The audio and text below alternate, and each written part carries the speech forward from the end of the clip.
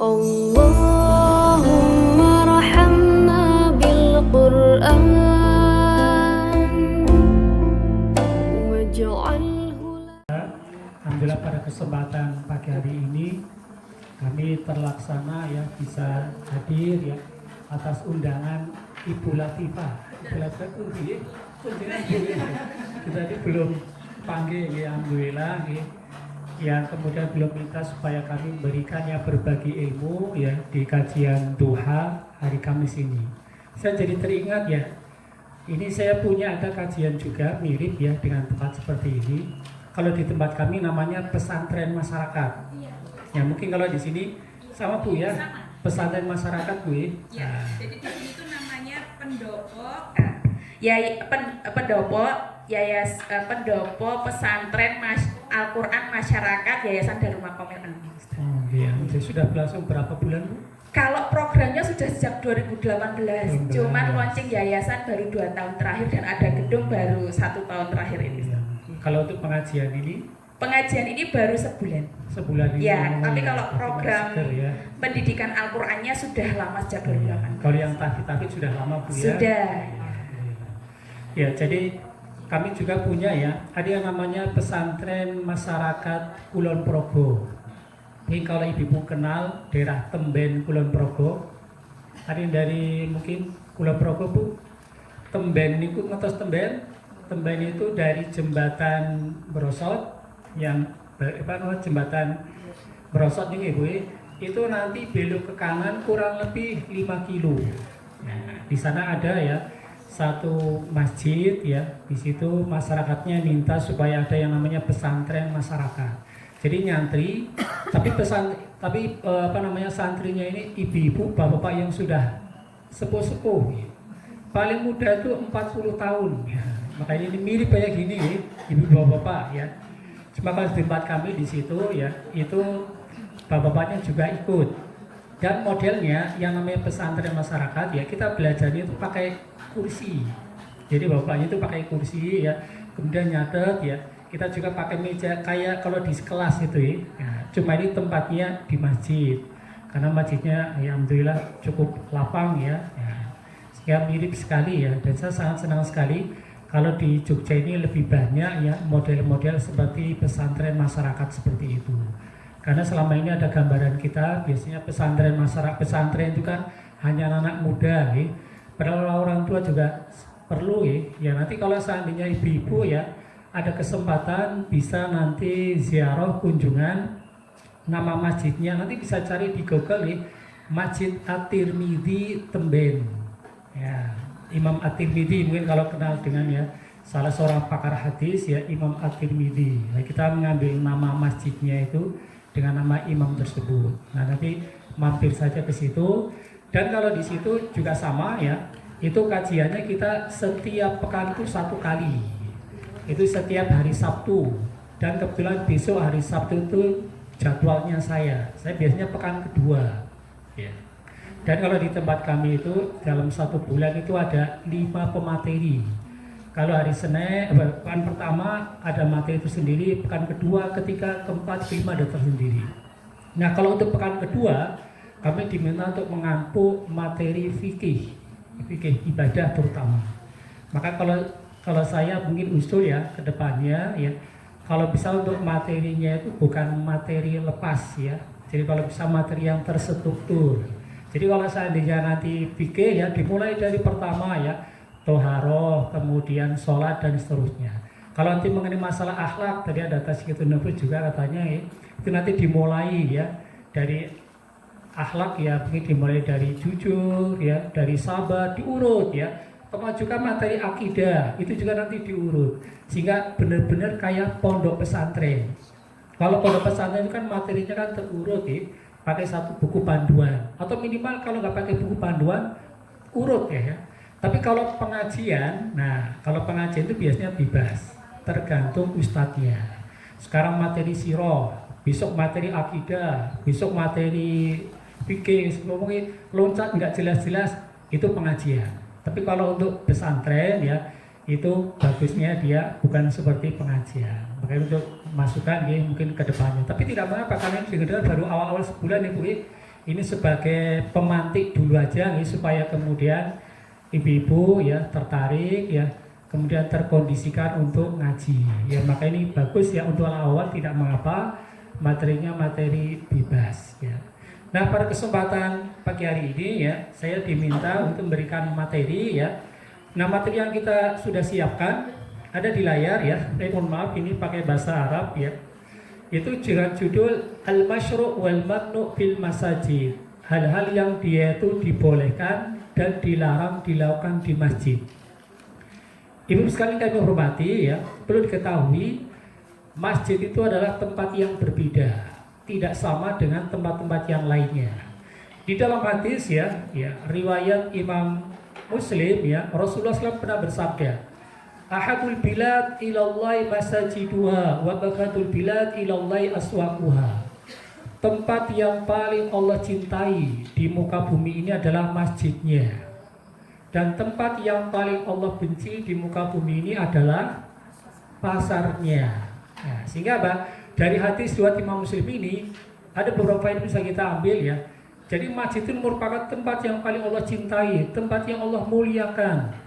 Makanya ketika kita berada di masjid, jangan disamakan ketika kita berada di rumah. Jangan disamakan ketika kita berada di tempat yang lain, di lapangan, termasuk juga di pendopo, beda hukumnya ya. Karena masjid ini termasuk tempat yang paling Allah cintai, punya hukum-hukum tersendiri. Nah, ini kita harus tahu apa saja yang diperbolehkan, yang dilarang dilakukan di masjid. Tapi ternyata sayangnya ya, tidak sedikit kaum muslimin yang mereka itu tidak paham, mereka melanggar hal-hal ini. Harusnya tidak boleh dilakukan di masjid ya, ternyata dilakukan. Dan saya yakin nanti kalau saya jelaskan ya beberapa poin-poin ya, mungkin di antara ibu-ibu masih ada ya yang melakukan hal-hal seperti ini. Saya yakin ya, nanti coba kita telah satu persatu apa yang seharusnya tidak boleh kita lakukan dan boleh kita lakukan ya. Dan kedua, di sini mengatakan wa bakatul bilad ilallahi aswaquha. Tempat yang paling Allah benci di muka bumi ini adalah pasarnya. Sehingga Bapak Ibu sekalian, ketika kita tahu tempat yang paling dibenci oleh Allah adalah pasarnya, maka kalau di pasar itu secukupnya saja, jangan kemudian lama-lama.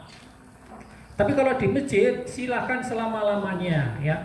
Bahkan dalam hadis kan disebutkan ya, kalau di masjid kita sambil nunggu sholat isya bagus ya. Jadi batal maghrib tidak usah pulang, lalu di masjid, kemudian nunggu sampai isya.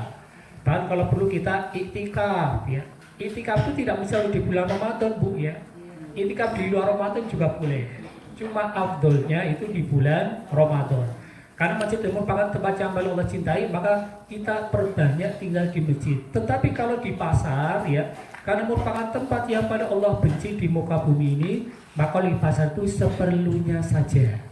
Kalau kita sudah jualan, maka kita sudah jualan, begitu selesai ya sudah, langsung kita pulang ya. Ada sebuah hadis ya yang menjadi renungan bagi kita ya. Ya, hadis yang diriwayatkan ya oleh Imam Al-Bazzar yang dikatakan sebagai hadis yang sahih ya. Di sini Rasulullah SAW mengatakan ini biar lebih mantap ya. Saya perbesar ya. Rasulullah SAW bersabda, la takunana in istata'ta awwala man yahulu as-suq wala akhiru man yakhruju minha fa inna ma'arakatu syaitan wa biya yansubu rayatahu. Kata Rasulullah SAW, kalau bisa kamu ini jangan jadi orang yang pertama masuk pasar tapi keluarnya paling terakhir. Kenapa? Karena berarti di pasar paling lama. Nah itu. Jadi Rasul mengatakan kalau bisa ya jangan jadi orang pertama masuk pasar, keluar paling terakhir ya. Karena tadi pasar itu merupakan tempat yang paling Allah benci di muka bumi ini. Dan Rasul mengatakan fa inna ma'arakatu syaiton. Kenapa kemudian kalau bisa kita jangan lama-lama di pasar? Karena pasar itu adalah tempat peperangannya setan. Jadi setan itu kalau ingin menyesatkan manusia, cari tempat peperangannya itu di mana? Jadi perang kita dengan manusia, perang kita dengan setan itu di pasar paling banyak. Bukan berarti di pengajian nggak ada. Ada. Di pengajian ya, lagi mas pengajian, malah dia scroll WA, ya, scroll TikTok, ya. Berarti setan hadir dia.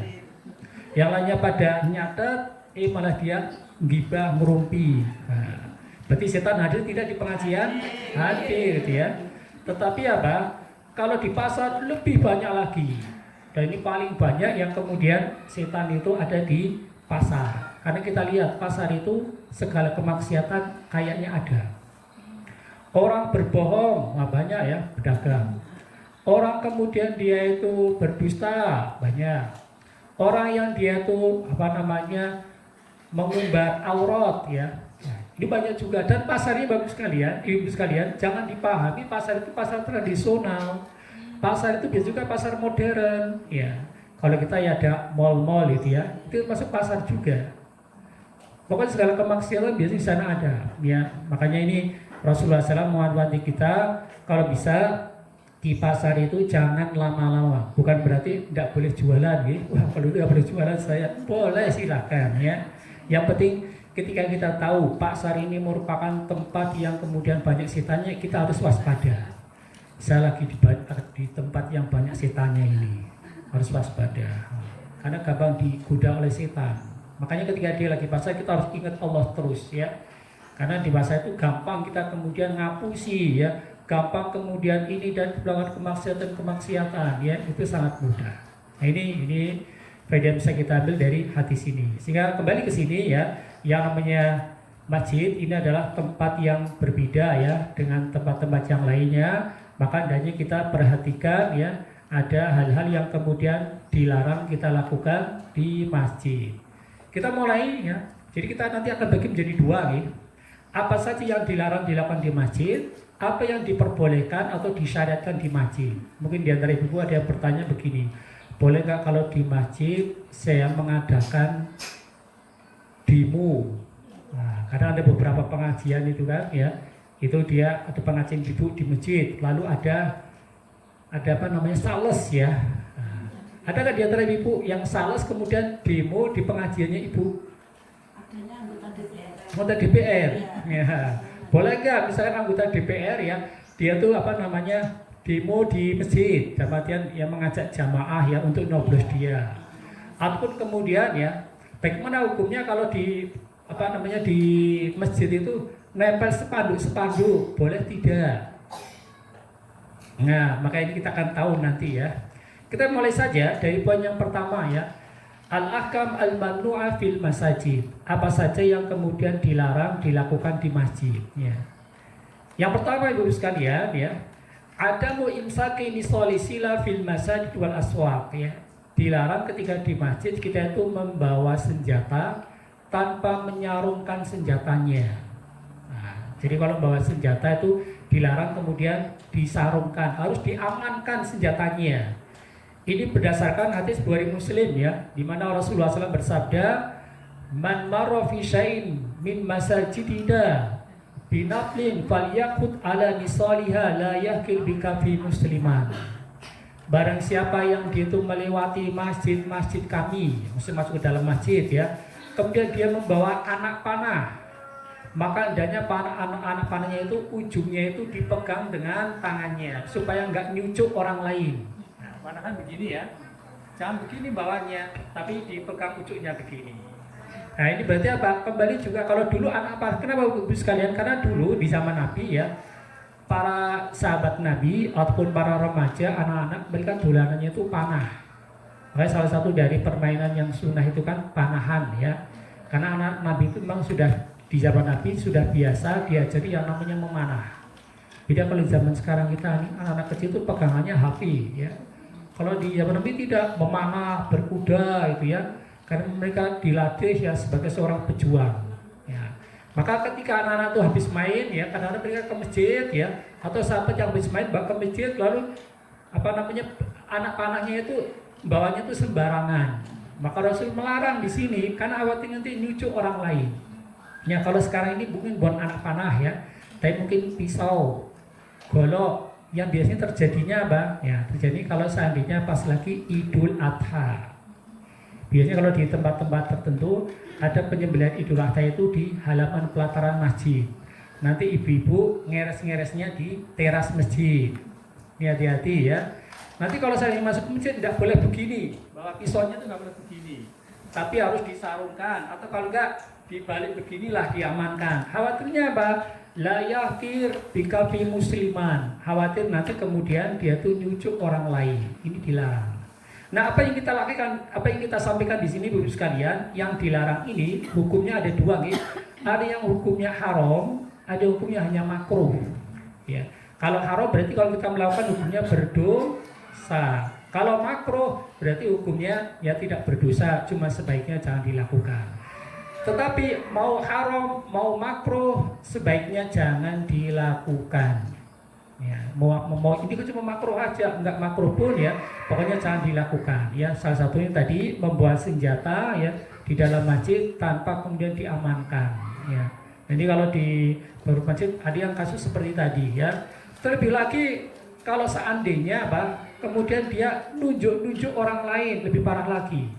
Walaupun nunjuknya itu tidak niat untuk melukai. Contohnya apa? Ini yang sering terjadi. Ini bukannya berlaku di masjid, di luar pun juga sama.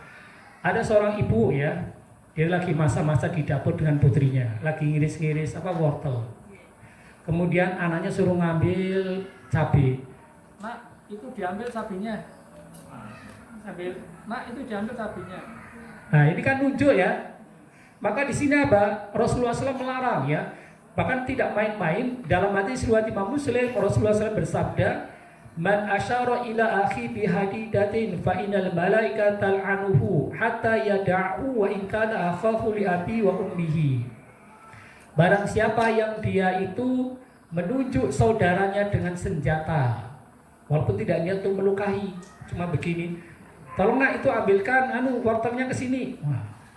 Maka malaikat melaknat dia sampai dia kemudian meninggalkannya, walaupun itu saudaranya sendiri yang melakukannya kepada bapaknya, kepada ibunya, kepada temannya, walaupun nggak niat untuk melukai, itu dilaknat. Kenapa? Karena dalam hadis yang lain disebutkan la'ala syaitan yang siu fi yadi fayaqu fi khurrati minan nar. Kan bisa jadi apa? Tiba-tiba pas lagi begini, setan kemudian menggerakkan tangan dia, akhirnya melukai orang lain. Dia nggak sengaja. Itu aja dilaknat oleh malaikat. Apalagi kemudian kita sengaja lagi kereng-kerengan gitu ya. Wah. Siapapun yang melakukan itu orang ambil golok. Awas loh Pak, kamu kemarin nyakiti istri saya ya. Wah. Ini lebih parah lagi ya. Sehingga Pak, sekali lagi ini yang pertama yang kemudian dilarang kita lakukan, yaitu apa? Kita membawa senjata di masjid tanpa diamankan. Kalau di luar boleh ya, ini di sini ya, mungkin para petani bawa arit begini nggak apa-apa, tapi kalau di masjid ya itu agak dijaga ya. Karena apa? Karena ini ada larangan di dalam hadis ini. Kemudian yang kedua, al-qurud minal masjid ba'dal adzan. Ya, ini yang juga sering dilakukan ya, kesalahan yang sering dilakukan bahkan bukannya orang awam. Kadang seorang ustadz kiai pun melakukan ya. Karena mungkin mereka belum tahu terkait dengan masalah adab ini. Apa itu? Keluar dari masjid setelah dikumandangkan adzan. Jadi misalnya ini masjid. Kalau masjidnya mana Bu? Masjid Jenderal Sudirman. Oh iya, tadi saya lewat ke sana ya. Jadi misalnya ini masjid. Begitu sudah adzan Isya, saya ada pengajian antara maghrib sampai Isya. Nanti pada Isya ada pengajian di sana. Ternyata begitu sudah adzan Isya, Allah Akbar, saya langsung kemudian, mohon maaf Bapak Ibu, saya tak pamitan ya, saya mau sholat Isya di sana karena di sana ada pengajian pada Isya. Ini tidak boleh dalam Islam, ya. Bahkan apa? Kalau kita lihat dari teks hadisnya, ini hukumnya haram, bukan makruh. Apa dasarnya? Ya, saya bacakan di sini ya. Dalam hadis riwayat Imam Baihaqi dan dikatakan sebagai hadis yang sahih ya, bahasanya pernah ada salah seorang sahabat ya mengatakan kunna qu'udan inda Abi Hurairah. Kami pernah ya, seorang tabi'in duduk di samping sahabat Abu Hurairah. Kita lagi duduk tersebut, fa'adana al-mu'adzin fa kharaja rajulun minal masjid. Ternyata sudah ada. Allahu Akbar. Lalu ada seorang sahabat, maaf ya teman-teman, saya pulang dulu ya, saya mau sholat di sana karena saya ada ada acara. Maka Abu Hurairah kemudian mengatakan, amma hada faqad asa Abul Qasim sallallahu alaihi wasallam. Orang yang ini barusan keluar pada sudah adzan, dia telah bermaksiat durhaka kepada Nabi. Jadi hukumnya haram ini. Kenapa? Karena Rasulullah SAW pernah bersabda, Idza adzanal muadzin fala yakhruju ahadun hatta yusalliya. Kalau seandainya sudah dikumandangkan adzan di satu masjid, maka kalian jangan keluar dari masjid itu sampai kalian sholat di situ. Dan artian kalau mau keluar boleh, harus balik lagi. Ini yang sering terjadi biasanya apa, selain tadi ya kadang-kadang beberapa ustadz ya persaksikan ada itu ya, karena dia ada pengajian tadi, lalu pas sudah adzan isya dia keluar sholat di masjid sana. Contoh lagi misalkan pas lagi buka puasa, ya lagi buka puasa sudah adzan maghrib, ada pengajian di masjid menjelang berbuka. Begitu sudah adzan kan berarti sudah boleh berbuka, dia kemudian berbuka. Lalu ibu pada pulang, ini tidak boleh, ini harus sholat di situ, gitu ya. Kecuali kalau dia memang nggak boleh sholat ya, lagi misalkan haid ya, makanya. Tapi kalau tidak, makanya tidak boleh ini ya. Sering dilakukan boten bu. Karena ya itu baca lagi kalau pas seperhatikan pas lagi buka puasa itu sering biasanya ya ibu bapak juga ya, tapi kebanyakan biasanya ibu ya. Kemudian setelah dapat bungkusan lalu pulang ya. Ya, maka ini sekali lagi ini hukumnya haram. Kalau kita lihat dari teks hadis, karena Abu Hurairah mengatakan dia telah bermaksiat ya, maksudnya berarti hukumnya haram ya. Ya. Dan Rasulullah SAW mengatakan juga dalam hadis riwayat Imam Ibnu Majah, hadis yang sahih, man adrakau al-adzan fil masjid thumma kharaja lam kharaja lam yakhrut li haja wa wala yuridu ar-raja fa huwa munafiq ya. Siapa yang dia tuh mendapatkan adzan di satu masjid, kemudian dia keluar ya, tetapi dia tidak ada niat untuk kembali lagi ke masjid tadi, maka dia adalah seorang munafik. Ini Nabi yang mengatakan. Ini saya tunjukkan nih hadisnya ini. Nah, ini. Ya, enggak betul enggak main-main. Berarti apa, ini dosa besar, itu masuk dosa besar, jadi sudah dikatakan munafik ya. Ya.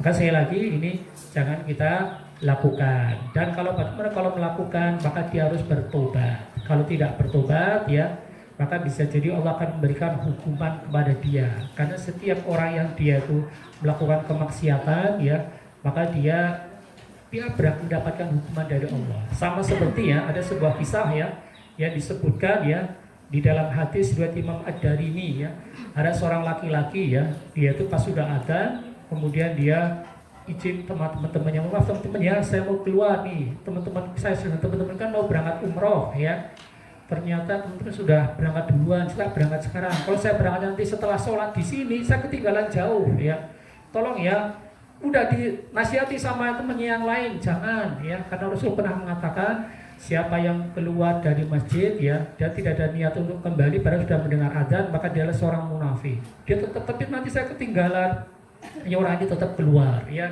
Setelah keluar ya, setelah beberapa waktu ternyata hatta ukbiro annahu waqa min rahilati fankasarat fakhiduhu. Ternyata setelah beberapa saat dia dapat teman-temannya di masjid dapat kabar. Ternyata teman kita yang baru keluar tadi, dia tuh naik tunggangannya, kemudian langsung kecelakaan, kakinya patah. Ya, kenapa? Ya ini bisa jadi karena dia dihukum sama Allah Subhanahu wa taala melakukan yang namanya pelanggaran, melakukan kemaksiatan. Ya, sehingga bagi kita selaku seorang muslim ya, hindari yang namanya kemaksiatan, karena kemaksiatan itu mendatangkan hukuman. Ya, sehingga kalau seandainya kita itu ya diberikan sakit oleh Allah, diberikan musibah, kita jangan menyalahkan Allah, jangan mengatakan begini, ya Allah, apa dosaku ya Allah, kok diberikan seperti ini ya, jangan. Pasti kita punya dosa, gitu aja ya. Kita punya dosa, cuma Allah ingin menghukum kita, membersihkan kita dengan diberikan hukuman tadi. Ya. Nah ini kedua. Ya sebelum kita lanjutkan ya, takutnya nanti kalau banyak-banyak lupa mau ditanyakan ya, nanti setiap berapa sesi saya berikan kesempatan bagi ibu kalau ada ingin bertanya. Nah sebelum kita lanjutkan yang ketiga, ada pertanyaan dari ibu-ibu. Kalau betul ya nanti dipersiapkan ya, nanti saya setelah menyampaikan 2 poin lagi, nanti saya berikan kesempatan untuk menyampaikan pertanyaan. Kita lanjutkan yang ketiga, apa yang dilakukan di masjid? Ittihadul masajid turuqan, yaitu menjadikan masjid sebagai jalan lalu lintas, jalan jalan tembus. Nah, ini sebagaimana di dalam hadis riwayat Imam Tabrani ya, dengan sanad yang hasan, Rasulullah SAW pernah bersabda, La tatakhidul masajid turuqan. Jangan kalian menjadikan masjid itu sebagai jalan pintas, ya. Ini mungkin tidak bisa terjadi di setiap masjid, tapi di beberapa masjid, terutama di masjid di kota yang dia itu sudah padat, ya. Saya bisa menunjukkan beberapa contoh ya. Tapi lo saya sebutkan lah, nanti takutnya sang takmirnya itu, karena ini ada live-nya ya. Ini kan live? Bukan live, tapi masuk YouTube enggak? Oh itu ya. Takutnya. Iya. Jadi apa? Ada masjid itu ya. Ada bukannya satu masjid ya, orang masjid. Karena dia itu contohnya ini masjid. Lalu sini padat, bukan. Ada gangnya tuh muter masjid begini. Nah, kemudian ada pintu dari sini ke sini. Orang-orang yang dari sini kalau mau ke sini daripada dia itu muter begini kelamaan ya. Dia kemudian lewat sini sandalnya diangkat, lalu jatuh ke sini, taruh di sini, jalan ke sini. Ada gambaran Bu? Nah itu sebutkan. Itu ada beberapa masjid kayak gitu, makanya waduh ini tidak benar, ini di dalam hadis ini dilarang ya. Yang namanya kita ini menjadikan masjid sebagai jalan tembus ya. Maka juga sama, seandainya ibu-ibu ya, pas kalau nggak tahu saya masjid yang sini seperti apa ya. Kalau misalkan kita di masjid itu tidak ada kepentingan ya, maka hendaknya jangan jadikan masjid sebagai jalan pintas ya. Nah ini termasuk yang kita hindari ya. Kemudian yang keempat ya, di antara larangan di dalam masjid yaitu apa? Nasdu dhola fil masajid wa ma yaqulu man sami'a nasyid ya. Yaitu mengumumkan barang hilang di masjid. Nah, ini sebagaimana dalam hadis riwayat Imam Muslim. Jadi nggak main-main ya. Jadi Bapak Ibu sekalian, kalau kita beragama ya, itu kita harus berdasarkan hadis ya. Maka saya itu senang ya kalau ada jamaah yang bertanya, Pak Ustadz ya, itu tadi jenengan mengatakan bikin begini, itu hadisnya ada enggak? Soalnya enggak, saya malah senang. Kenapa? Karena berarti ibu-ibu ini perhatian terhadap masalah hadis ya. Karena kita kalau beragama harus berdasarkan tuntunan. Tidak hanya berdasarkan pokoknya kata ini boleh nggak boleh nggak. Enggak ya, kita berdasarkan tuntunan. Saya senang ya kalau bukan berarti wah berarti ibu-ibu ini nggak percaya dengan saya. Saya malah senang berarti ibu menaruh yang namanya perhatian terhadap masalah sumber beragama ya. Pokoknya kalau ada rujukannya, ada hadisnya ya, hadisnya sahih kita amalkan. Kalau tidak abaikan saja. Saya pernah mendengar ya di TikTok itu ya, bukan pernah lihat live video. Di TikTok itu ada dua orang laki-laki waktu dimakan di kuburan. Yang laki pertama bilang, "Mas, kalau kamu ke kuburan ya, jangan nyabuti rumput-rumput yang di makam." Pernah lihat videonya Bu? Pernah belum? Belum ya? Ya. Oh iya, saya pernah lihat itu ya di mana saya lupa di TikTok atau di mana lah ya, di TikTok kalau tidak salah. Jangan kamu kemudian nyari kuburan. Kenapa? Karena yang namanya tanaman ini yang tumbuh di atas nisan itu kan bertasbih kepada Allah Subhanahu wa taala untuk pengampunan si mayit. Wah, katanya gitu. Wah, berarti kalau itu nyabuti rumah tidak boleh dong gitu. Jadi jangan dicabuti ya. Nah ini gampang kalau kita tanya, mohon maaf Pak, ada dasarnya enggak? Hanya itu aja. Kalau ada dasarnya oke, ya berarti kita nggak boleh mencabuti. Tapi kalau nggak ada dasarnya, berarti itu hanya huruf fatahah yul. Ternyata nggak akan kita temukan dasarnya. Maka kalau di kuburan kita nyabuti rumput boleh tidak? Boleh, malah termasuk hal yang bagus. Kami termasuk menjaga kebersihan atau huruf syatrul iman, kata Rasulullah SAW. Yang namanya bersuci itu sebagian dari keimanan.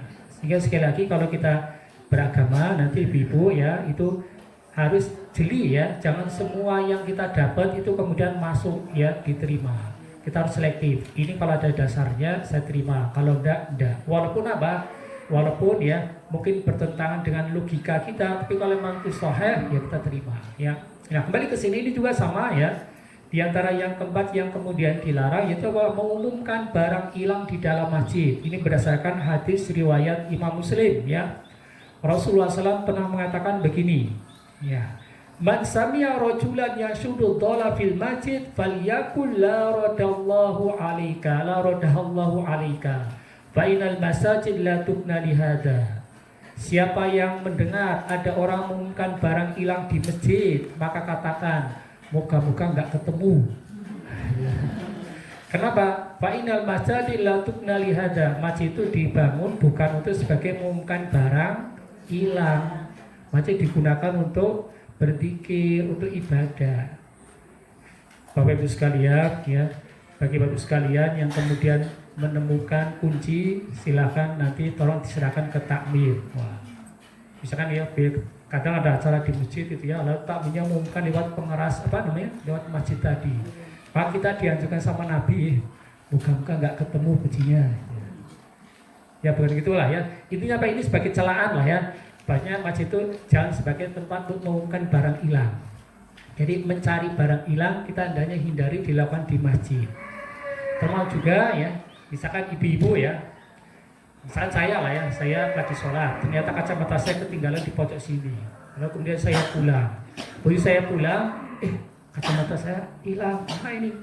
Wah, ketinggalan di masjid. Saya datang ke masjid, ternyata pas di sini dicek, loh kok udah nggak ada kacamatanya. Lalu saya lihat ada bapak-bapak lagi duduk baca Al-Quran. Maka saya jangan nanyakan, Pak, lihat kacamata di sana nggak Pak? Nah, nggak boleh itu.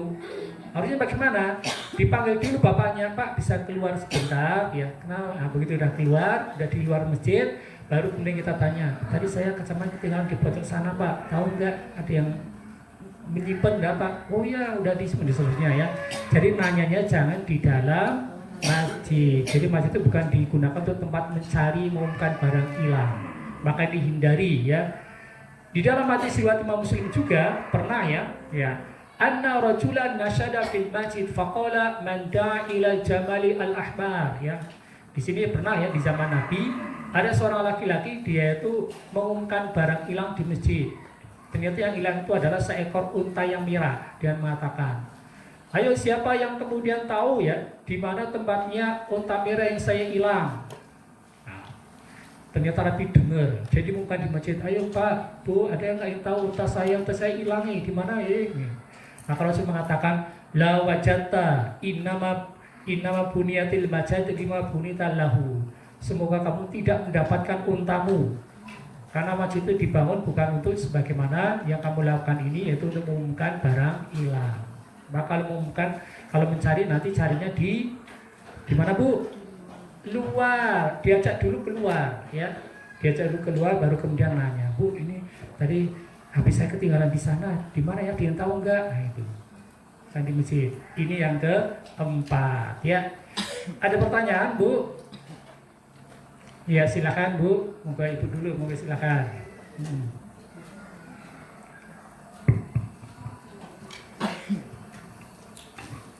Assalamualaikum warahmatullahi wabarakatuh. Waalaikumsalam. Yang kami tanyakan Ustadz, masalah azan tadi. Saya biasa sholat malam itu kan sampai menjelang subuh ya. Nah itu kan sering berdoa, doa saya tuh belum selesai. Itu lebih baik mendengarkan azan dulu, apa saya tetap melanjutkan doa-doa saya? Ya. Itu yang pertama. Terus yang kedua, sekarang itu kan di tempat kami itu ya di musola apa di masjid itu kan untuk ini misalnya ada pengumuman, nanti ada keduren di sana, nanti ada besok ada misalnya kerja bakti gitu, boleh nggak untuk itu menyiarkan seperti itu? Sampun. Ya. Matur nuwun. Assalamualaikum warahmatullahi wabarakatuh. Jadi untuk yang pertama, kalau seandainya kita lagi sholat witir di rumah, ya, ataupun sholat sholat witir ya, karena kita sambil nunggu sholat subuh. Ternyata begitu kita selesai sholat witir ya, masih ada waktu perkiraan ya masih ada 2 menit ya, tak berdoa dulu. Begitu mau berdoa, ternyata adzan subuh. Mana yang kita pilih, apa kita tetap berdoa atau kemudian mendengarkan adzan subuh? Maka afdolnya mendengarkan. Kenapa? Karena berdoa itu kan lapang, luas waktunya, bisa nanti dilakukan setelah adzan subuh. Malah bagus setelah adzan subuh. Kenapa? Di dalam hadis yang saya Rasulullah SAW mengatakan, ya, fintani la turadani, ada 2 doa yang kemudian tidak akan ditolak oleh Allah Subhanahu wa taala. Kalau tidak ditolak berarti dia itu mustajab. Ini hadis riwayat Imam Al-Hakim ya. Yang pertama yaitu indan nida, yaitu ketika pas mendengar adzan ataupun ketika setelah selesai adzan. Jadi pas lagi adzan atau setelah adzan nih, maka kita membaca doa. Itu doanya mustajab. Maka sebaiknya mendengarkan adzan dulu. Yang kedua yaitu tahtal mator, ketika pas turun hujan. Jadi pas turun hujan juga ibu-ibu ya, coba gunakan untuk berdoa kepada Allah. Sehingga kalau tadi ya, antara saya mendengarkan adzan dulu subuh ataukah berdoa, sebaiknya mendengarkan adzan dulu. Nanti betul dengar adzan dulu, maka kita berdoa, malah itu kita waktunya mustajab. Karena apa? Doa antara adzan dan iqomah itu kata Rasulullah SAW, la turaddu, ya, tidak ditolak antara doa antara adzan dan iqomah, malah mustajab. Kemudian yang kedua, tadi ya, bagaimana kalau masjid itu digunakan untuk tempat melakukan kerja bakti dan sebagainya. Masjid selama dia itu untuk kepentingan umat, maka ini boleh digunakan.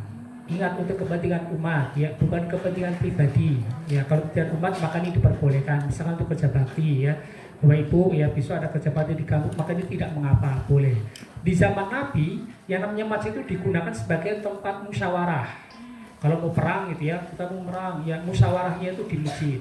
Nah kalau kita mungkin ya, bagi ibu pengurus ya, yang kemudian lagi musyawarah dalam rangka untuk mengembangkan ya pondok ini ya, pesantren ini gimana ya supaya lebih semangat jamaahnya, oh ini.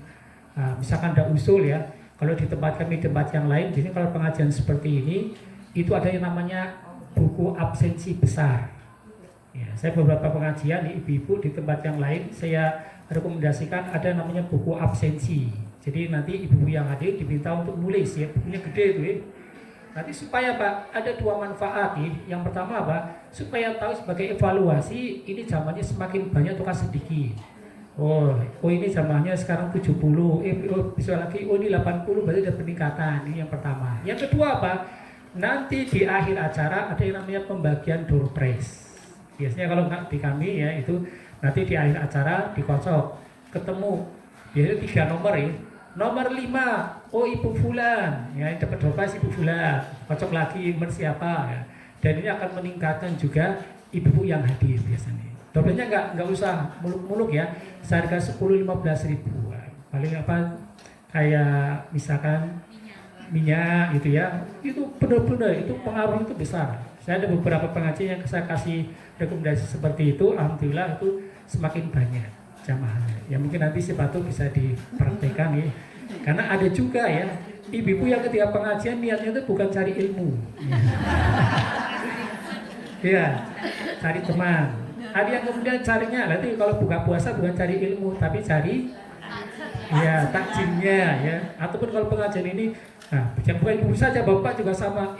Pengajian baca subuh ahad di sana seneng ya. Kenapa? Karena setelah pengajian ada makannya. Nah, jadi orang nyari materinya ya, dia mencari apa namanya hadiahnya. Maka tidak mengapa ya. Mungkin pertama dia karena belum sadar ya, inginnya dapat menang door prize. Tidak apa-apa ya. Nanti lama ngaji terus kan dia ingin tumbuh kesadaran. Ya itu juga.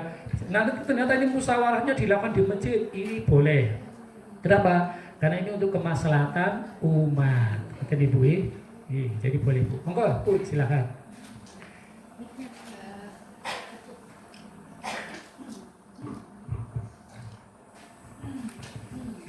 Assalamualaikum warahmatullahi wabarakatuh. Waalaikumsalam. Yang ingin saya tanyakan Ustadz, kalau misalnya pas ada kegiatan kemudian ada azan, nah seperti di tempat saya misalnya ya, pas acara di rumah tapi dengar adzan di masjid dan musola itu dekat semuanya. Yeah. Tapi adzannya kan tidak bersamaan. Yeah. Nah itu sebaiknya bagaimana? Ataukah dua-duanya pas adzan kita mendengarkan semuanya atau mengambil salah satu saja? Itu satu yang saya tanyakan. Kemudian yang kedua berkaitan dengan di masjid itu dilarang untuk mengumumkan barang hilang. Kalau ini sebaliknya Ustadz, misalnya menemukan barang yang ini milik siapa misalnya seperti itu. Kalau pas ada acara misalnya menemukan kunci atau ada sepeda yang ketinggalan, itu sering sekali itu di masjid saya sepeda ketinggalan itu. Kemudian memang diumumkan karena sudah bubar. Jadi diumumkan siapa yang membawa sepeda ketinggalan ini dirawat di sini seperti itu, boleh apa tidak? Ya. Ya mungkin itu yang saya tanyakan. Terima kasih. Ya. Jadi yang pertama tadi, nomor berapa tadi Bu? Oh iya, yang pertama. Jadi masalah kita mendengar banyak adzan, musola ini adzan, musola ini adzan, musola itu adzan. Mari kita jawab. Ini pembahasannya terkait dengan masalah fikih adzan, Jadi asalnya di dalam hadis Bukhari Muslim Rasulullah SAW bersabda, "Idza sami'tum al-mu'adzin faqulu mithla ma yaqulun." Kalau kalian mendengarkan apa yang disampaikan oleh muadzin, maka ucapkanlah sebagaimana yang dikumandangkan muadzin. Muadzin mengucapkan Allah Akbar, Allah Akbar, Allah Akbar, asyhadu an la ilaha illallah, asyhadu an la ilaha illallah. Kecuali nanti pas lagi hayya 'alas shalah, hayya 'alal falah, maka dia la haula wala quwata illa billah. Kecuali itu saja. Karena ada hadisnya ya. Berarti apa? Selain itu kita dianjurkan mengucapkan ya sebagaimana yang dikumandangkan muadzin. Termasuk juga kalau kita mendengar ya pas lagi adzan subuh. As-sholatu khairu minan naum. Jawabnya gimana? As-sholatu khairu minan naum. Sama juga. Ya. Karena nggak ada perbedaan. Cuma satu aja itu ketika hayya 'alas shalah, hayya 'alal falah. Maka di sini ya para ulama mengatakan ini berlaku untuk semua adzan karena Rasul mengatakan kalau kalian mendengar muadzin maka ucapkan. Berarti ini berlaku untuk semua adzan. Maka kita abdulnya menjawab adzan ini lagi Allah Akbar, Allah Akbar, maka Allah Akbar, Allah Akbar. Ini lagi hayya 'alas shalah, berarti la haula wala quwwata illa billah. Biar dapat pahala banyak. Ya, jadi ini dijawab, ini dijawab, ini dijawab. Setelah selesai kita berdoa dengan doa adzan. Nanti Bu jadi semuanya. Nanti pembahasan ini dalam masalah fikih adzan di panjang lebar nanti ya. Kemudian yang kedua terkait dengan menemukan. Bagaimana kalau kita menemukan yang namanya barang hilang di masjid? Apakah boleh mengumumkan juga? Dari yang saya lupa sedikit ya. Jadi yang namanya mengumumkan barang hilang itu kan termasuk yang dilarang. Sekali lagi, sebagai ulama dia mengatakan larangannya hanya makruh. Dia mengatakan larangannya bukan makruh tapi haram. Pokoknya sekali lagi, mau yang makruh mau yang haram kita sebaiknya ditinggalkan. Maka hindari yang namanya mengumumkan, mohon maaf ya, mengumumkan barang-barang hilang di masjid, baik dengan lisan maupun dengan tulisan. Karena ada beberapa masjid itu yang naruh pengumumannya itu di dalam masjid. Misalkan ini ruang masjid ya, di pojok situ dikasih papan, ditempeli, ternyata ada kucingnya hilang, ditempel. Siapa yang mengumumkan kucing? Ya, kucingnya bagus itu ya, tidak boleh itu. Ataupun mending kucing kadang anak kecil hilang, ini betul Bu. Kadang ini telah hilang anak kecil ya, usia 5 tahun, kemarin pakai baju ini, ditempel pas di depan pengumuman masjid. Ini jangan. Makanya bagi ibu-ibu ya, ini sebenarnya bapak lebih bagusnya ya, itu kalau menempelkan pengumuman itu jangan di dalam masjid, sebaiknya di luar supaya nanti tidak terkena madhur-madhur seperti ini. Nah, termasuk juga dengan tadi ketika kita menemukan barang hilang juga sama. Kalau di masjid-masjid yang sudah paham, biasanya barang-barang tadi tidak usah diumumkan, taruh di kayak loker tebus pandang gitu ya. Nah, taruh di luar. Nah, itu taruh di sana ada jam, udah taruh di situ aja. Nanti kalau dia tuh butuh, maka dia akan mendatangi takmir. Kata Amir, ini yang ini jam saya Pak Amir datang, tapi taruhnya di luar, bukan di dalam. Sehingga ini termasuk juga dihindari Bu ya. Sebenarnya ada solusinya sudah. Ngaten Bu? Ya, ada lagi yang lain? Ya, monggo silakan.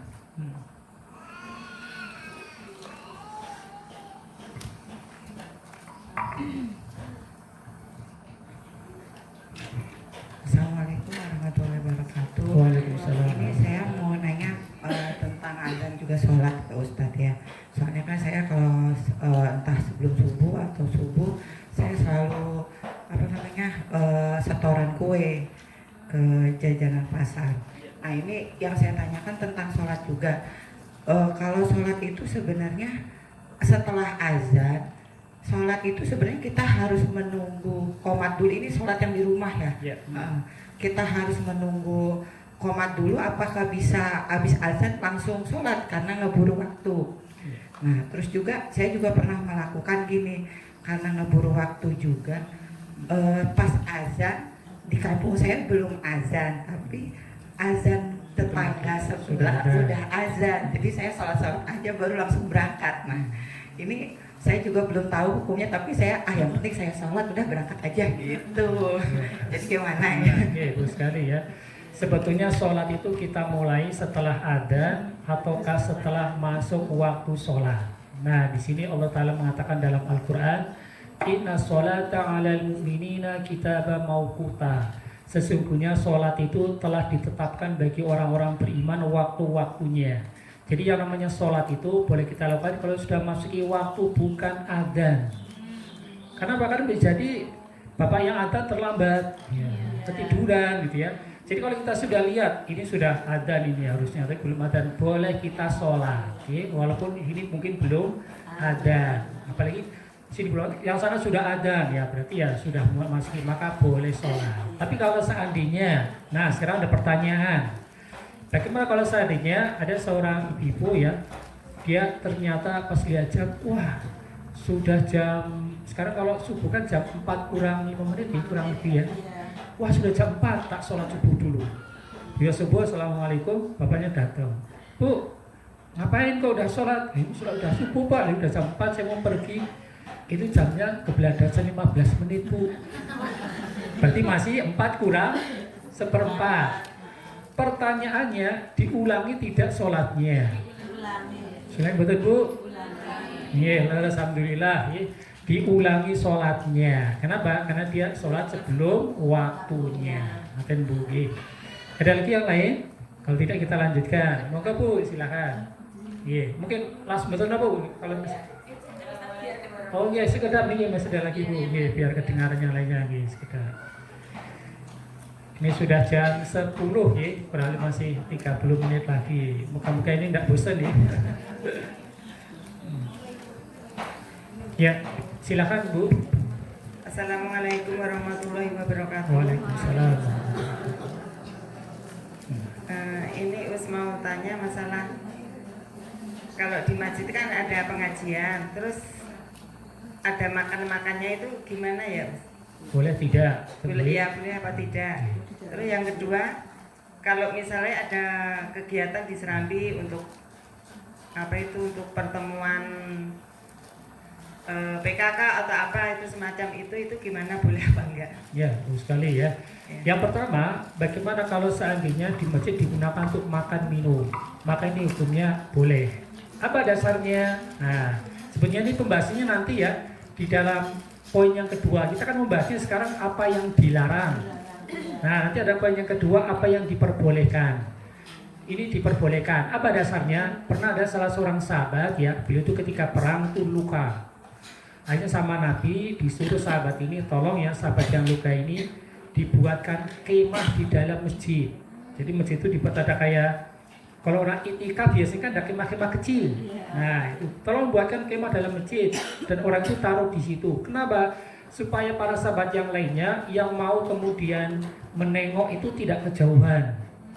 Karena kalau di rumah kan kok kejauhan, tapi kalau di masjid kan mereka selesai sholat bisa langsung nengok. Dan namanya orang tinggal di masjid ya otomatis dia tidur, ya dia yang makan ya. Maka menunjukkan para ulama masjid itu boleh untuk tidur. Masjid itu boleh untuk makan dan minum. Yang penting tetap menjaga kebersihan. Nah itu dasarnya. Jadi boleh bu. Kemudian yang kedua, bagaimana kalau untuk kegiatan-kegiatan PKK ya? Nah tadi kalau dia itu untuk kemaslahatan umat, maka itu diperbolehkan. Misalkan PKK, yuk kita membahas mengenai masalah ya kampung kita ini apa ya, maka ini boleh-boleh saja. Yang penting tidak bertentangan. Contohnya misalkan di PKK tadi ada mengumumkan ya kucing hilang, nah, misalkan bu ada yang tahu kucing saya enggak? Nah, makanya tidak boleh kalau gitu bu. Kalau di masjid, nanti bu ya itu dilaksananya di masjid atau di teras masjid bu? Di teras ya, karena begini bu ya. Sekarang yang jadi pertanyaan intinya sebetulnya masjid itu definisinya itu apa sih? Para ulama berbeda, ada 3 pendapat mengenai masalah definisi masjid. Masjid itu ada yang mengatakan, di pendapat pertama itu kotaan di dalam masjid yang dia itu digunakan untuk sholat. Jadi kalau ini masjid ya itu kotaannya. Berarti selain itu namanya bukan masjid. Pendapat yang kedua, masjid itu dia tuh sama dengan serambi. Termasuk juga ini apa namanya kritisan ya. Kritisan itu termasuk masjid, pendapat yang kedua. Pendapat yang ketiga yang namanya masjid itu apa? Kompleks. Kompleks itu berarti kalau misalkan ini sana dipagari, berarti itu yang saya parkir kendaraan berarti termasuk masjid. Gitu. Tapi bagi pendapat pertama itu mengatakan bukan masjid. Pendapat kedua mengatakan bukan masjid. Pendapat ketiga karena itu masih kompleks masuk masjid. Jadi, nah pendapat mana yang lebih tepat? Ya, yang lebih tepat. Kalau saya lebih memilih ya pendapat di mana orang biasa sholat tahiyatul masjid, maka itu namanya masjid. Itu aja. Kan masjid kan ada nggak orang tahiyatul masjid datang ke tempat parkir itu? Nggak ada lah ya. Maka itu walaupun itu masih kompleks masjid, bukan masjid namanya. Ada nggak orang sholat misalkan di teras misalkan? Kalau memang teras itu biasa untuk orang tahiyatul masjid, maka itu masuk tahiyatul masjid. Jadi mana yang orang biasa digunakan tahiyatul masjid, maka itu namanya masjid. Sehingga tadi kalau di teras dilihat kalau seandainya orang itu memang biasa sholat tahiyatul masjid di sini, maka teras itu termasuk masjid, maka berlaku hukum-hukum apa yang dilarang dilakukan di masjid. Berarti tidak boleh mengumumkan. Tapi kalau dia itu bukan masjid, berarti boleh kita melakukan hal-hal yang dilarang tadi karena bukan masjid. Jadi kalau teras tadi ya dilihat, teras kan macam-macam ya. Ada teras yang memang dia itu sering digunakan untuk sholat tahiyatul masjid dan yang tidak. Kalau misalkan di masjid mana itu Kauman ya, masjid Kauman, tentu alun-alun utara, itu terasnya digunakan tahiyatul masjid buatan digunakan ya. Kalau teras itu teras yang gede itu loh, masjid Kauman ya, masjid yang lalu itu digunakan ya. Tapi mungkin yang masjid yang lainnya tidak. Jadi tergantung yang namanya urf ya, kebiasaan ya. Ngaten Bu. Ada lagi yang lain? Oh ya tadi apa Bu yang kedua? Yang makan di dalam masjid. Kenapa? Makan di dalam masjid. Oh ya, makan dalam masjid sudah nih. Memang dalam masjid itu hukumnya diperbolehkan ya. Sekarang kita lanjutkan ya.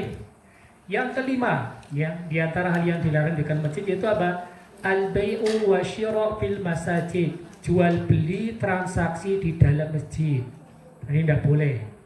Sebagaimana dalam hadis ya, riwayat Imam Tirmidzi dengan sanad yang sahih, Rasulullah SAW bersabda, "Idza ra'aitum man yabi'u yatba' fil masjid faqulu la aballahu tijarataka." Apabila engkau melihat ada orang jual beli transaksi di dalam masjid, maka katakan semoga enggak untung daganganmu. Nah, maka tadi kita sampaikan ya, kalau PKK di dalam masjid membahas masalah umat boleh, tapi kalau di PKK di situ ada demo ya, demo panci. Nah, Bu, saya punya panci murah ini, pokoknya bisa dikredit. Nah, boleh Bu demo di tempat PKK-nya Ibu. Nah, ternyata apa? Oh boleh, tapi tempatnya di masjid, jadi tidak boleh itu. Karena apa? Karena masjid itu bukan digunakan untuk transaksi jual beli. Ya. Masjid itu apa? Digunakannya untuk beribadah kepada Allah, bukan mencari dunia, tapi mencari pahala. Ya. Ingat sekali lagi, ini yang dilarang itu untuk jual beli transaksi. Dan namanya jual beli transaksi tidak mesti harus barangnya di depan. Bisa barangnya goib di sana jauh. Ya. Tapi kita transaksinya di dalam masjid. Ini juga tidak boleh. Contoh paling gampang nopo lagi di dalam masjid kita apa namanya COD Shopee Food. Shopee Food tapi wah ini siang-siang gini ngapain ya? Aduh kayaknya enak kalau beli es, udahlah tak coba ya. Check out ya Shopee Food ya. Tapi masjid-masjidnya di dalam masjid, dan itu tidak boleh itu ya. Ini harus kemudian dia keluar. Karena ini kategorikan jual beli juga transaksi di luar itu ya. Jadi tidak mesti harus kemudian dagangannya itu di depan kita.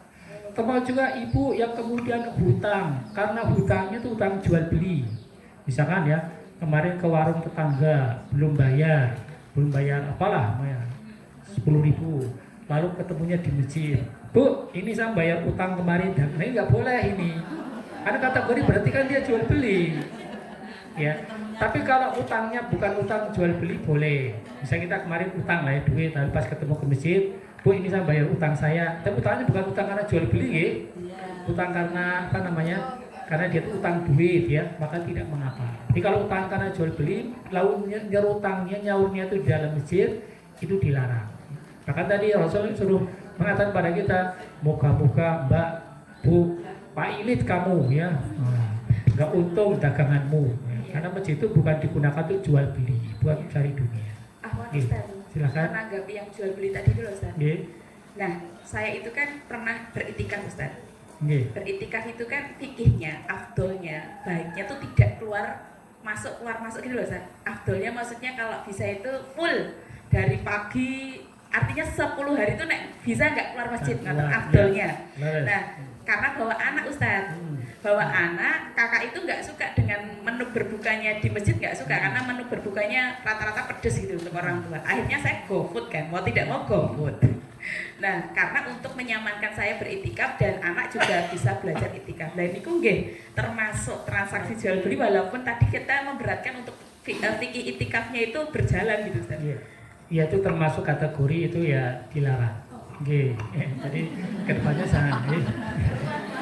Harus keluar. Maksudnya kalau keluar nanti gimana? Saya berarti itu itikafnya nggak sah dong. Karena kan kalau keluar dari masjid tanpa ada udzur kan dia termasuk, bukan nggak saya, dia termasuk ya, kalau ada udzur boleh ya, kalau ada udzur ya, misalnya kalau ada udzur ya, ternyata kamar mandinya di sana, boleh nggak keluar dari masjid itikaf ke sana? Misalnya kamar kecilnya itu di sana, saya ingin ke kamar kecil, di sini nggak ada, saya harus keluar kan dari masjid, sah nggak itikafnya? Tetap sah karena ada udzur. Termasuk juga kalau ngambil makanan kan masuk udzur ya, saya ada ambil makanan keluar itu tidak mengapa. Mendingan apa dia tuh keluar ya, kemudian transaksi di luar daripada dia kemudian di dalam masjid ya. Oke, ada lagi banyak kan? Ya monggo Bu.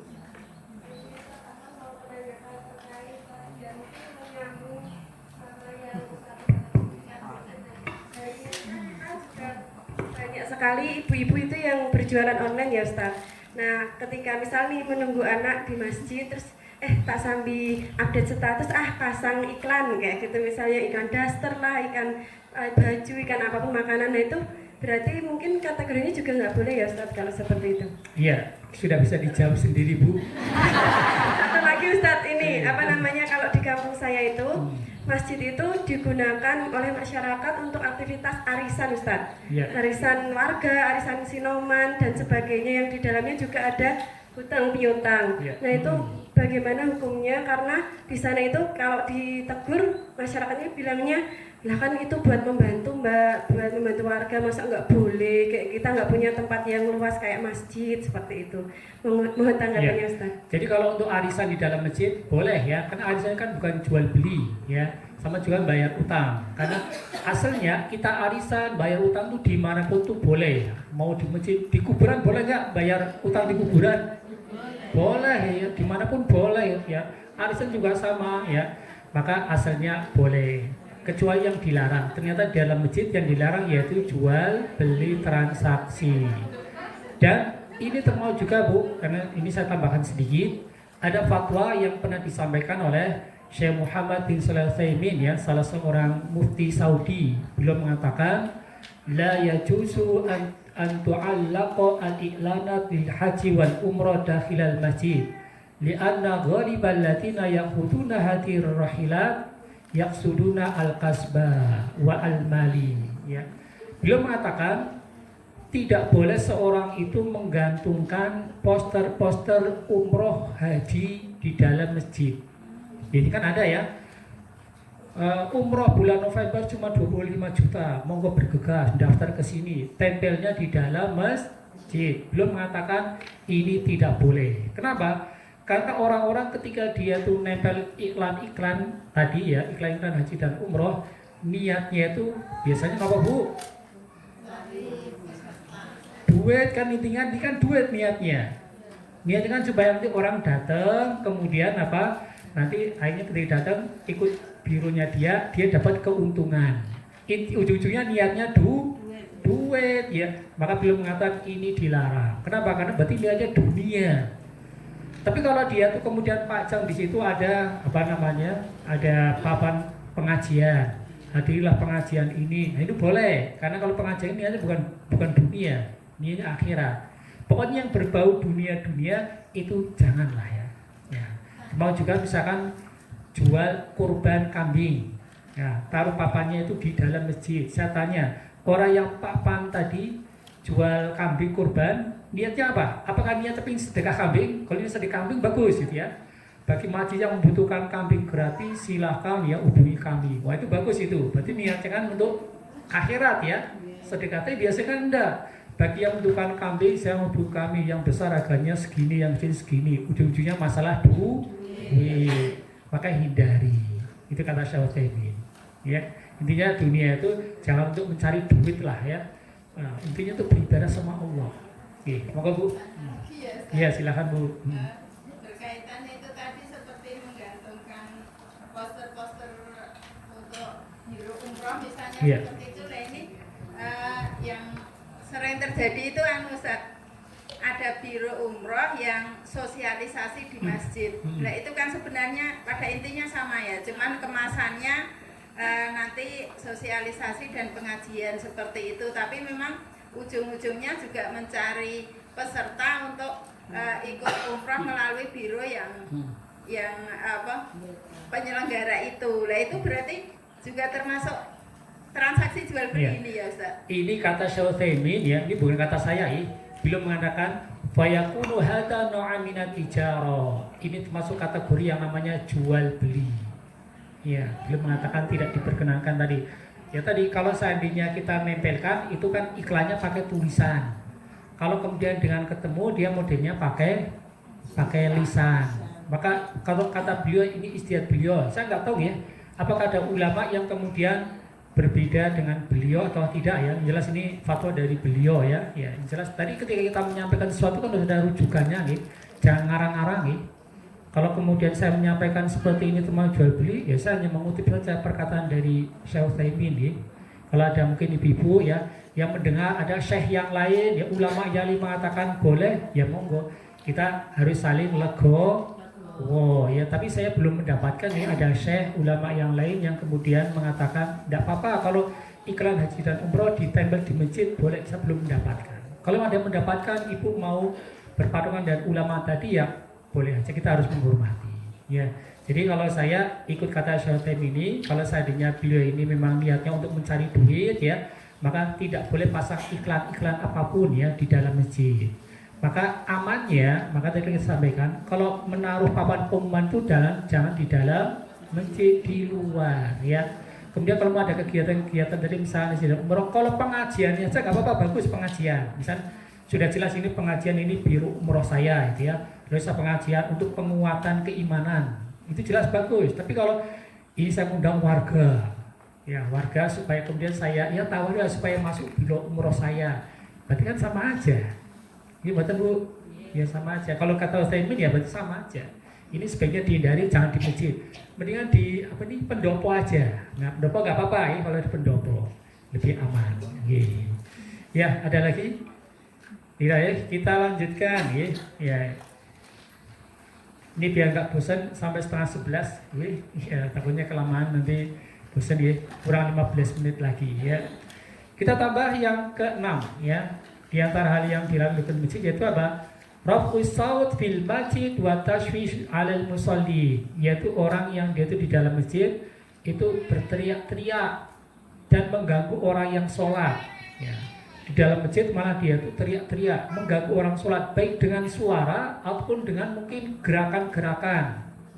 Contohnya ya ini ya, biar nggak ngantuk ya, saya tunjukkan beberapa video ya.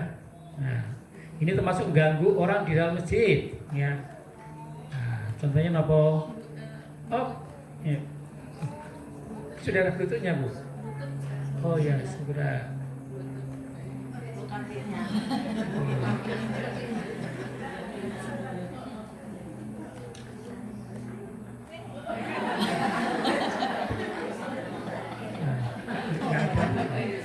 Nah ini kan ganggu orang sholat ya.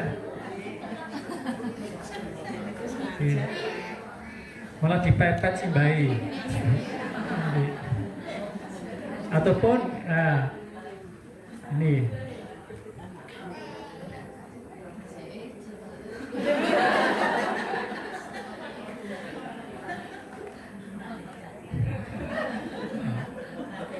Maka ini termasuk ya yang hindari ya.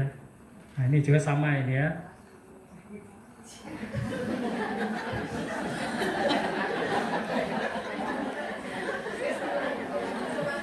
Nah, jadi ini apapun bentuk mengganggunya ya, ini hendaknya kita hindari ya. Nah, kita lanjutkan sekalian. Kemudian ya ada satu hadis yang cukup menarik ya. Ya, sekarang kalau ditanya, apa dasarnya kok kita nggak boleh mengeraskan suara ketika di dalam masjid? Nah, ini hadisnya ya. Hadis riwayat Imam Ahmad ya, dikatakan sebagai hadis yang sahih. Pernah Rasulullah SAW kharaja 'ala nasi wa yusalluna wa qad 'alat aswatu bil qiraah. Pernah Rasulullah SAW dari rumahnya beliau itu keluar menuju ke masjid. Kan rumah Nabi dengan masjid itu kan cuma jaraknya 1 meter. Jadi sampingannya.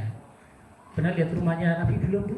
Belum. Kita tunjukkan ya. Nah, tunjukkan nih rumahnya Rasul ya. Nah, mana ini?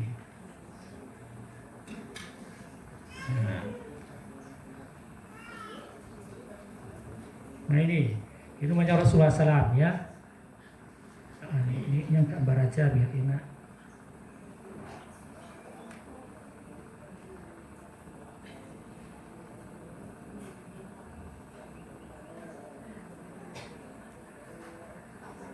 Nah ini masjid Nabi. Masjid Nabi itu cuma kotak kayak gini.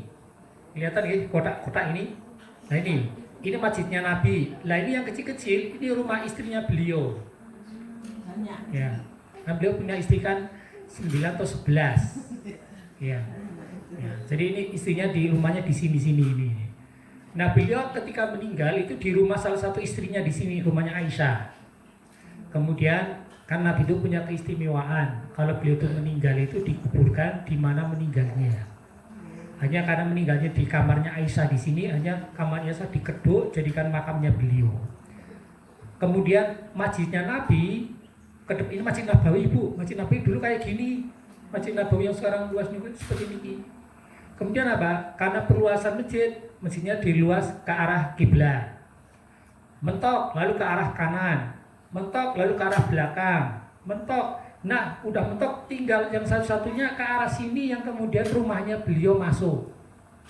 Di sini dulu para sahabat banyak yang protes, nggak setuju. Wah jangan, masa kuburan Nabi dimasukkan ke dalam masjid?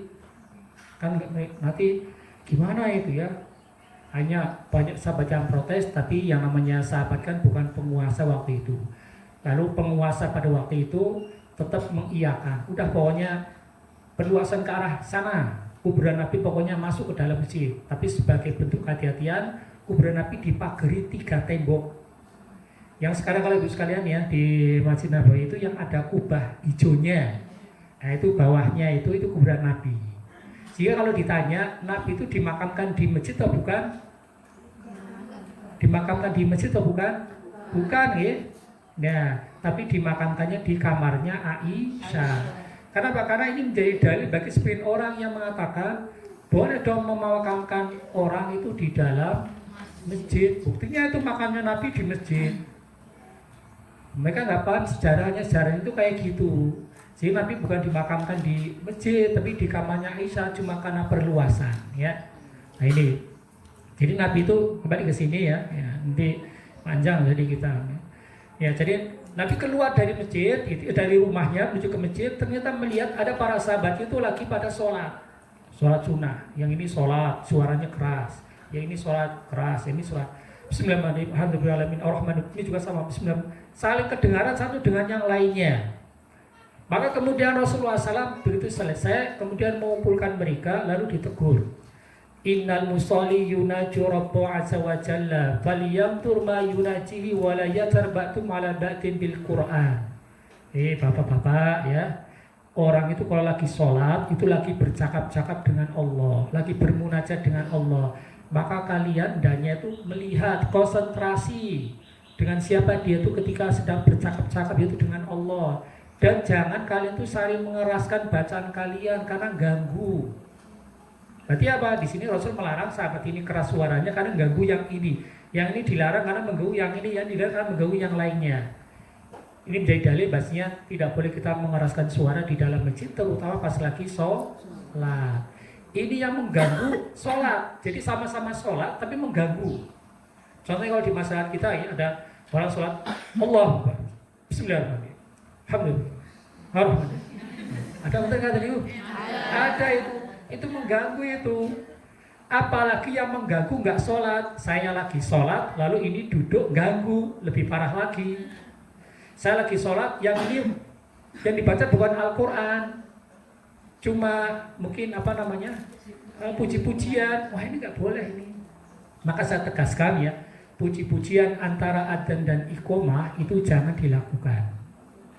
Kalau memuji bukan berarti melarang ya, memuji Allah, membaca Al-Quran ya. Boleh silakan baca Al-Quran antara adzan dan iqomah, tapi jangan dengan suara keras. Yang lihat aja subhanallah, subhanallah. Jadi kalau dengan suara keras pakai speaker ya, itu jangan. Kenapa? Ini lagi banyak orang lagi sholat sunnah qobliyah, ganggu ini. Dia dapat dosa dia. Jangan dikira nggak dapat dosa. Ya. Yang mengganggu aja masih sama-sama sholat, ini sholat, ya mengganggu nggak boleh. Apalagi yang diganggu sholat, yang mengganggu nggak sholat. Apalagi yang mengganggunya bukan baca Al-Quran, dia mengganggunya ngobrol, misalkan lebih parah lagi. Ya, intinya kalau lagi antara adzan dan iqomah itu saatnya orang sholat, maka jangan kita kemudian ya mengganggu, mengeraskan suara. Nanti kalau setelah selesai saja ya, silakan kalau membaca Al-Quran dengan suara keras. Kalau di kalangan laki-laki, bapak-bapak, yang saya sering komentari biasanya apa? Ketika dia tuh menunggu sholat Jumat ya, ada yang kemudian baca Al-Qurannya dengan suara yang keras, ya, baca surat Al-Kahfi ya. Padahal sampingnya lagi pada sholat sunnah ya, maka sebaiknya hindari ya, jangan keras-keras lah, yang lirik-lirik saja baca. Nah, ini yang ke-6 ya. Jadi hendaknya kita jangan mengganggu orang di dalam masjid, mau dengan suara, dengan gerakan dan yang lainnya. Ada pertanyaan? Nah, boleh nanya lagi nggak? Silakan. Ya, tahu Bu? Boleh nanya lagi? Silakan, boleh Bu. Ya. Tentang yang tadi yang ke-6, tentang masjid berteriak-teriak itu. Bagaimana kalau misalnya anak kecil? Jujur, dulu anak saya kan dulu anaknya nggak bisa diem. Ya. Karena ngikutin saran dokter, dia harus lebih banyak ke belajar agamanya, ya. Ngikutin biar ada perubahan. Nah, pas di situ tuh ada yang komplain juga karena anak saya berteriak ya. Maksudnya pas orang sholat tuh dianya entah itu rame, entah bagaimana. Sekarang sih udah agak mending. Cuma dari situ saya agak mengurangi dia ke masjid. Udah nggak usah ke masjid daripada ngeganggu orang. Kan mending kalau saya yang sholat misalnya kayak Ramadan gitu kan, sholat tarawih, dia walaupun laki-laki saya suruh di samping saya gitu, yang perempuan, karena saya maksudnya biar tidak mengganggu juga gitu kan, karena kalau saya lepas malahan dianya entah itu ini pernah juga kan dilarang dulu, jangan, nggak boleh. Jadi kan sampai sekarang pun saya nggak ngebolehin anak saya masuk ke masjid gitu kan, daripada mengganggu. Atau kalau saya sholat dia di luar di samping saya, walaupun sebenarnya kan harusnya cowok kan di depan, tapi dia di samping saya gitu kan. Bagaimana ya, sudah bisa dipahami ya. Jadi ini permasalahannya bagaimana hukum membawa anak kecil ke dalam masjid. Nah, ini para ulama mengatakan ya, kalau seandainya anak kecil ini dia itu tidak mengganggu orang lain ya, silakan boleh dibawa, bahkan ini bagus. Tapi kalau seandainya anak kecil ini belum bisa diatur, masih mengganggu orang lain, sebaiknya orang tua jangan membawa anak kecil dalam masjid. Atau kalau membawa di sampingnya, kan beda kalau seandainya anak itu sampingnya itu orang tua sendiri sama orang lain, itu biasanya agak beda. Dan boleh Bu, kalau kita sholat tuh sambil ngawasi anak itu boleh.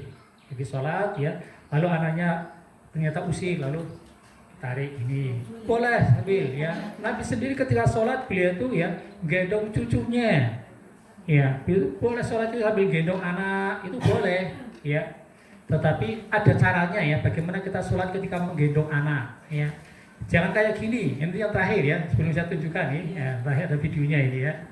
Jadi boleh gendong sama anak itu ya. Dalam rangka tadi kenapa? Karena kalau seandainya kita membiarkan anak itu rame, maka mengganggu orang, dan mengganggu orang hukumnya haram. Bahkan kalau saya bin Bas ya, beliau mengatakan ya, kalau seandainya ada orang ya, dia ini kemudian punya anak, anaknya itu kalau dibawa ke masjid mengganggu orang, dan di rumah tidak ada yang bisa menjaga, maka laki-laki tidak usah berjamaah di masjid. Karena laki-laki itu kan lebih ditekankan berjamaah, apalagi ibu-ibu kan nggak ditekankan berjamaah, bagus ya, tapi tidak ditekankan. Itu laki-laki aja kalau saya dia punya anaknya kalau dititipin di rumah nggak ada yang bisa menjaga. Kalau bawa ke masjid rame, maka beliau mengatakan tidak usah bawa ke masjid, tidak apa, kamu sholat di rumah. Karena mengganggu orang di masjid hukumnya haram. Tapi kalau sholat berjamaah kan ada ulama mengatakan wajib, ada mengatakan hukumnya hanya sunnah, masih agak mending ya. Sehingga kalau kita bawa anak ke dalam masjid, dilihat kalau anak kita itu memang ya dia tuh masih bisa dinasihati, dikontrol ya, maka silakan bawa ke masjid, itu bagus ya. Dalam rangka untuk mendidik mereka supaya tidak jauh dengan masjid. Tetapi kalau anak ini kemudian itu mesti ya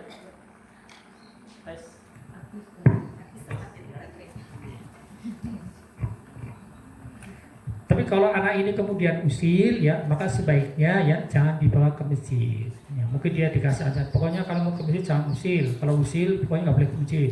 Ternyata usil, udah tak diskor ya 2 hari ini nggak boleh ke masjid. Nah gitu. Nanti kalau 2 hari silakan ke masjid, tak mati lagi. Kalau masih rame nanti tidak boleh ke masjid.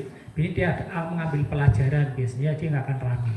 Intinya jadi ya, tidak sembarang ya, membawa anak ke dalam masjid. Dan bagi kita yang kemudian ya, mendapatkan anak dalam masjid rame, mohon maaf ya, ini perlu saya ulangi garis tebal ya.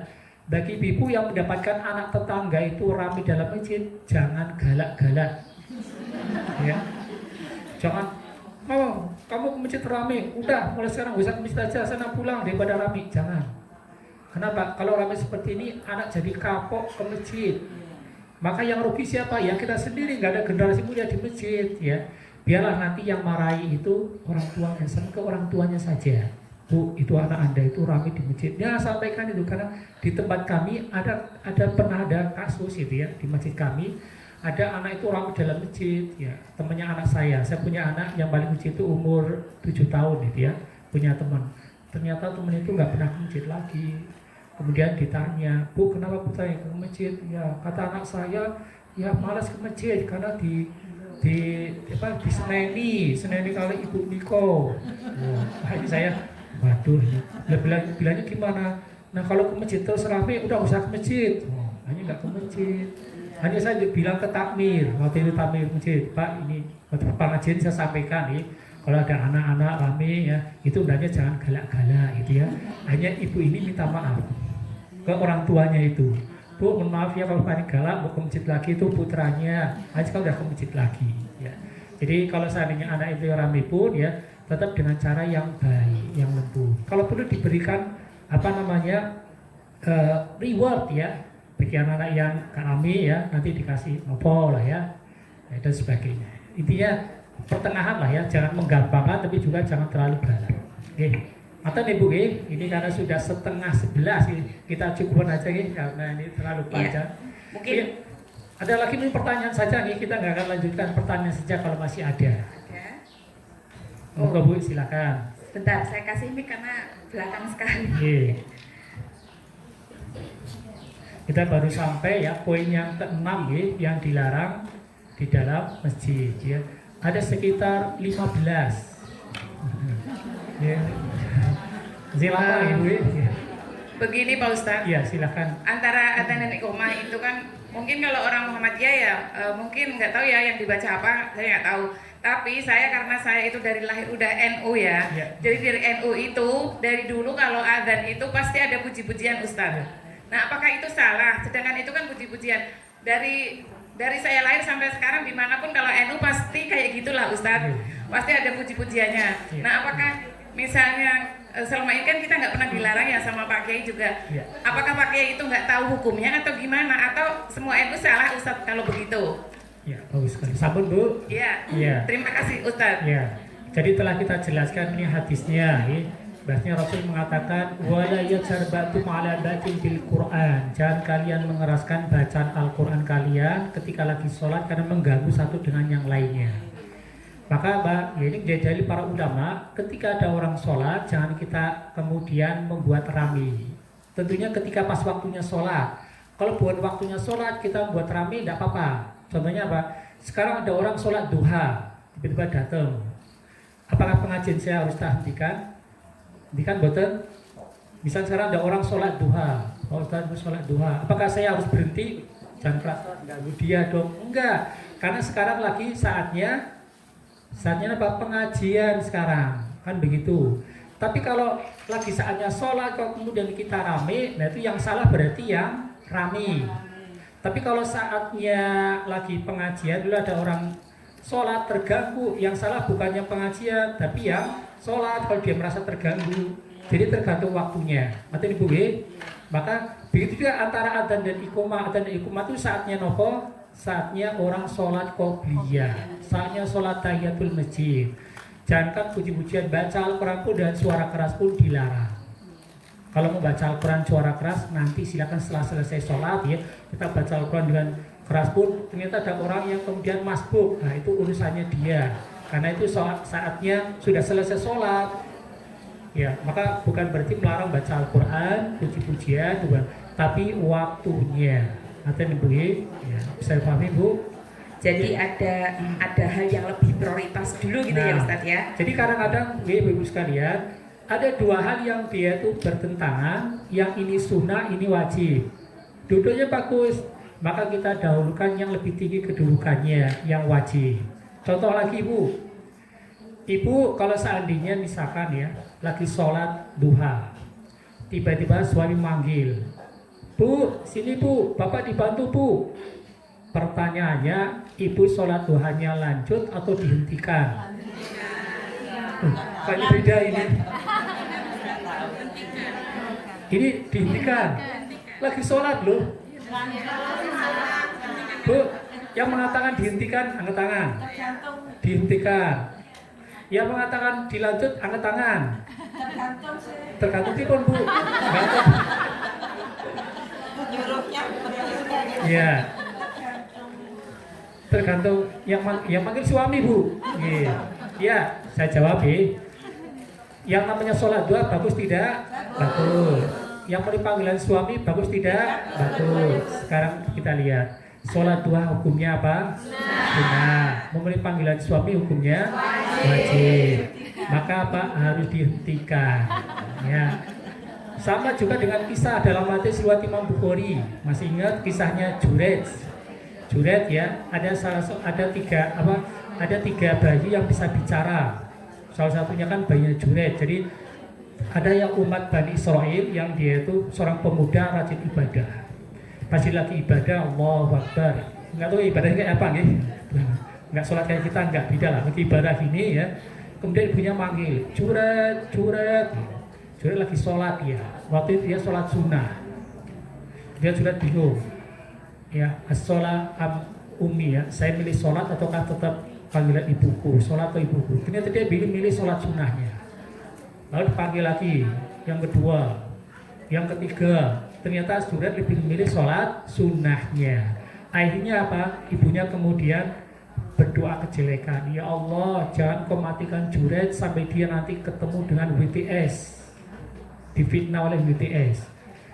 Ternyata Pak, doanya ibunya ini manjur. Hanya kedepannya kan Juret kan dituduh berzina, ya panjang ceritanya.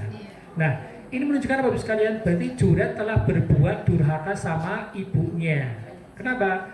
Karena memenuhi panggilan ibunya itu hukumnya adalah wajib, sedangkan sholat sunnah dan sunnah. Beda kalau seandainya Juret ini sholatnya sholat wajib. Kalau Juret ataupun kita lah ya, ibu lagi sholat duhur. Lalu dipanggil suami, tetap lanjut sholat duhur atau memenuhi panggilan suami? Lanjut. Kenapa? Memenuhi panggilan suami wajib, memenuhi panggilan Allah ataupun sholat duhur juga wajib. Tapi wajibnya dengan Allah itu lebih tinggi. Maka lebih tinggi yang wajib pada Allah. Jadi kadang-kadang seperti itu, ada suatu hal yang baik, tapi kalau bertabrakan kita milih yang prioritas. Nah, seperti tadi ya, baca Al-Quran bagus, tapi ini ganggu orang, maka hentikan dulu dan seterusnya. Oke. Ya, ada lagi yang lain? Tidak, ya. Jadi memang dulu saya pernah belajar terkait fikih prioritas Ustaz. Nah ini ternyata luar biasa ya. Misalnya ibu-ibu saking semangatnya ngaji malam-malam, pokoknya motoran pengajian di masjidnya UGM, padahal malam. Mudorotnya lebih besar daripada manfaat yang akan diambil kan. Pengajian bagus ya Ustaz ya. Pengajian bagus, tapi malam dan ibu-ibu nggak ada mahramnya. Maka diambil untuk menghilangkan mudorot yang lebih besar, lebih baik keputusannya tidak ikut pengajian. Nah, di dalam Islam itu ada yang namanya materi fikih prioritas. Nah, ini lebih dalam lagi ya Ustaz ya, kawan-kawan insya Allah. Nah, sebelum saya tutup mungkin saya sedikit menambahkan pertanyaan yang terkait anak ke masjid Ustaz, karena berhubungan dengan saya juga pernah mengalami mendidik anak di masjid, dan sebagian di sini adalah wali santri TPA dan rumah tahfidz balita. Mungkin ada saran ya Bu ya. Jadi kalau ibu mau mengenalkan anak ke masjid, ibu nggak boleh membawa anak tanpa partner. Jadi kalau bisa, suami juga diajak ke masjid, suami dulu yang sholat, ibu nanti carry, jagani anaknya dulu, ya kan? Nah nanti kalau bapak sudah selesai sholat, baru jenengan sholat, anak pasrahkan suami. Nah ini boleh dicontoh. Dan alhamdulillah berhasil Ustadz, anak kami begitu. Yang pertama laki-laki itu dikenalkan sejak umur 3 tahun ya gitu. Tapi saya suami dan istri ke masjid saat itu ya, seperti itu. Ini untuk wali santri yang masih punya anak laki-laki dan memang adabnya belum baik. Jadi kalau bisa berdua ngajarinya gitu nggak? Oh kalau suaminya nggak di sini ya, nah itu tadi Ustaz. Maksudnya gini, justru suami Jauh. pernah sholat. Oh, Ibaratnya iya. Suami pernah sholat. Semua gitu. Nggih. Ya berarti fikih prioritasnya mengajarkan di rumah dulu. Jadi tadi mengenai masalah, jadi sebetulnya ketika membawa anak ke dalam masjid itu intinya tadi kalau seandainya anak ini itu bisa diatur bagus. Itu ini Bagus. sih waktu masih kecil. Kalau seandainya anak, kan anaknya beda-beda nih, ada yang anaknya itu menengan, gampang diatur, langsung diem. Soal nanti rame setelah selesai salat, misalnya lain lah ya, pulang. Tapi kalau dia bisa menang, maka silakan. Tapi kalau anak ini tuh, ya kalau di masjid kayak gini misalkan ya, mana ini, wah contohnya, ya di masjid kok kayak gini, lari-lari kayak gini. Nah, atau tadi ya, ini kan punya sebaiknya di rumah. Nah, apalagi sampai kayak gini, wah. Jadi coba gimana? Apa nanti yang sholat tuh pada gemas itu ya, sopo gitu ya. Iya. Malah berantem. Jadi memang tidak terburu-buru Bu Iya. untuk mengenalkan masjid ya, tidak Ya, terburu-buru, bertahap, ya. bertahap. Dan Nah, sebagai penutup ini saya akan tunjukkan video ya, bawaan. Jadi kalau ibu-ibu sholat bopong anak itu boleh ya, tapi ada apa namanya adabnya, ada caranya. Nah, yang seperti ini boleh, tidak boleh seperti ini. Nah, ya. Ini sholat sambil ya ini boleh nggak seperti ini?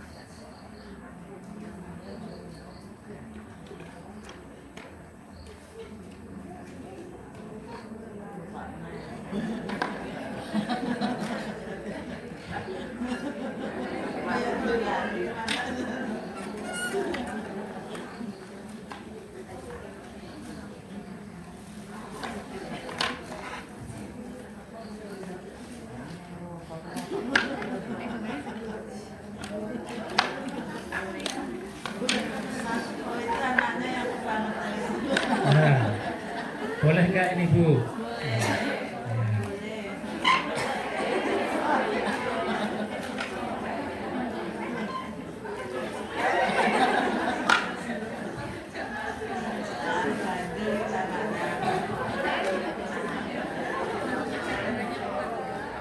Siapanya boleh buatan Bu? Jangan. Kenapa? Karena ini membahayakan kan? Harusnya bagaimana ya, ditarik gitu ya. Ini kan bahaya lah kalau jatuh gimana itu ya. Nah, jadi nggak semua ada caranya lah ya. Nah, udah aman ya. Ya, kita cukupkan ya. Kurang lebihnya mohon maaf. Subhanallah, asyhadu an la ilaha illa anta, astaghfiruka wa atubu ilaik. Assalamualaikum warahmatullahi wabarakatuh. Waalaikumsalam.